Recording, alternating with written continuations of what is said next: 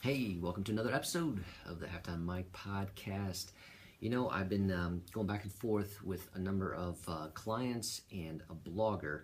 So two potential clients, I should say. So they're evaluating some things with us, and a blogger who's gonna blog on this question, and the question was basically centered around, what are the core components that you absolutely must have to succeed online? What are the core components? So I had to think through that, try to break it down, and I'm all about making it practical, doable, and trying to give you those baseline pieces. And so this comes right out of real necessity. These were things that I've had in conversations with potential client that I'm building up their proposal for, getting them details, but they want to go back and understand the foundations of it. Why do I need this component? And so I got to go deeper and lay out, you need these components because this is the foundation. This is how it works together. And so I'm going to do that for you guys today. Go into those. I got them back here on my whiteboard. So if you're watching this on video, you can see this. If you're listening to it on the podcast, I'm going to go through those, okay? There's four core items that I want to address in brief and give you the details on that are foundational, okay? And this does all kind of flow out of my lead generation funnel, which I wrote that book, Game Plan for Social Media Lead Generation, but it's broader than just social media, okay? So my first core component that you must absolutely do well to have success online is content on your website. All right, content on your website. That's your home base on the web. Your website is, and you must be rolling out new resource-rich content. And why? Because that serves two purposes. Number one, it helps you long-term with SEO. Okay, so you're developing a bigger footprint online by having keyword-rich articles and articles that solve problems, articles that offer resources. I was just doing a Magnet Marketers live video with Jessica Phillips of Now Marketing Group, and we were talking about how voice search is changing things in the SEO realm, because people are using their phones and they're saying, how do I do this? And that's the voice search they're putting in. And so for SEO purposes, it can help you if you have some resource-rich articles on your blog, your resource center, which have those titles in them. How do I run successful Facebook ads? How do I capture leads on a website? These are all things that I'm doing, and you have to think about what that means for your industry and for your products, and what questions are people asking that you can answer, and you develop that on your website. I'm recommending at least try to get new content out, a new published article, at least 600 words, at least once a week, okay? So developing that, over the course of a year, you're going to have around 52 new articles on your blog, and they're going to be resource-rich, keyword-focused. That's going to help you in SEO, helps you in regular search, it helps you in voice search, and then the other component that it gives you is that it gives you great content to share on social media, okay? So content is number one, which leads into social media, which is number two. Because if you've got great content on your website, you now have something of value to share on your social media outlets. You need to do social media well. And I think that, for some businesses, they say, well, what does that mean? And, well, what do I do? And I kind of cringe at that, because I think if you're going to do social media well, it should honestly kind of flow naturally. You should have a social bent to you. You can't just learn Facebook. You adjust what you're doing for the latest and greatest in Facebook, but you should have a natural bent to be there and to read newsfeed posts, to comment, that type of thing.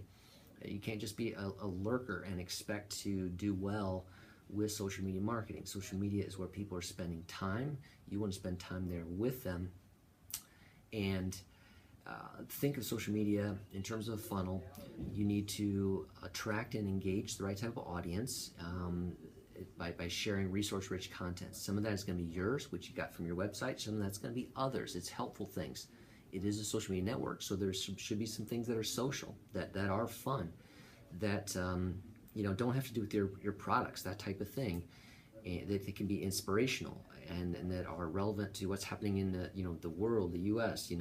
Those types of pieces. So attract and engage is part of it. It's just good content that's out there on social media. Based on your social media network is how you share that. Of course, with Instagram, you're going to maybe share some images, but don't forget video, 1-minute videos and Instagram stories. With Facebook, obviously you can share that from your page. Links are going to work, but a video introduction or a live video that introduces a piece of content is even better, okay, because they're getting more reach. Now, one of these prospective clients said to me, and when I said, minimum of 3 Facebook posts a day, they said, wow, isn't that way too much? And I had to explain. I was like, you need to understand, a fan is not going to see all your content. I said, we're trying to reach them, and we're hoping that we can reach them with at least one of those. I said, they're seeing somewhere between 20, at tops, 50% of your posts that you would put out. So I said, based on those percentages, we need to be sharing so that we can try to get into their newsfeed. And the way we're going to do that, again, is with some engagement things based on the algorithm. And it's important that not every post, understand this, on Facebook, not every post you put out there on your page is seen by fans. Only a percentage. So you've got to post some quality content. If you've got a new piece of content on your blog and you share that on Facebook, you can't just do that once either. I mean, you need to share that one day, maybe as a link, another day, introduce it and talk about one point with a video and then lead to that. Maybe you want to have a question and answer in a live video and then direct them to that, okay? So, I mean, you have to do it multiple times for that same piece of content to maximize it. But social media is a way to attract and engage and ultimately move people over to your website. But it first and foremost has to start with flowing within a attraction resourcing strategy. Be a resource, add value through your social media posts. Your content should be part of that you can share, and it does that, all right? So that's the second core component if you're going to succeed online. You must be involved in social media. You must do it well. You must stay up on the current trends, changes, like I mentioned a little bit with video, live video on Facebook, with stories on Instagram, some of these key pieces. And be aware that, Twitter's struggling at this point in time. Google Plus is basically gone as a social media network. It's not relevant. And you got to stay up on those trends. Where's your audience at? You need to spend key time there. So that's the second one. Content's number 1. Excellence in social media is number 2. 3 is list building along with lead capture. Lead capture is what yields list building. So this is largely an email list, okay? To succeed online, you need to be growing an email list so that you can continue to reach people and nurture them. People still read their emails. They still check their emails. They still look at the subject lines of emails. You need to get in front of them. If it takes 7 points of contact for a consumer or a business to have enough research, have enough trust in you to want to do business with you, you need to find ways to do that. So if they found you through something on social media and they came to your website, that's only 2 points. So if you can get them to opt into something, an offer that adds value to them, and you get their email address in exchange for that, you've got another point of contact, and you can succeed in getting a nurture series of emails into their hands and get them some more content. So that's important. All right. So list building, you got to grow your list so you can nurture that. You don't necessarily sell on social media. It's not a one-to-one. If we post it, they will buy. But through social media, they become aware of you, and you can get them over to your website. And once over to your website, there you can get them into some type of offer, lead capture. We use our tool, waftio.com.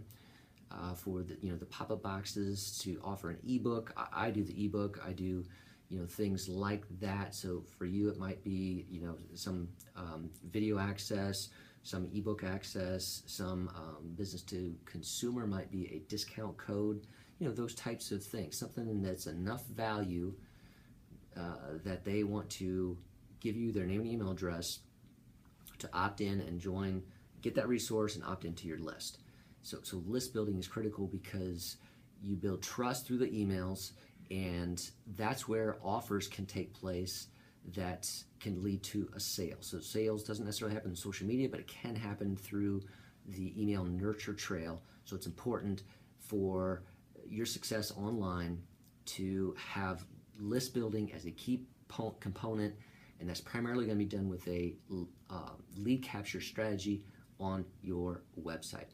And the fourth thing that I think is helpful and very valuable is to try to magnify your reach. And the best way to do that is through relevant partnering and networking. Okay, some of that can be done on social media. Of it can be done with other businesses, related businesses, things that can partner with you. So for instance, in our realm, in the website development realm, we might partner with a ad agency, okay, who does more of the print literature and billboards, those types of pieces. So that might be a good common denominator where we can partner together. So we can work together. We can share some things with their audience. They can share some things with our audience. We don't necessarily compete, but we have that element of providing marketing services. Ours is web.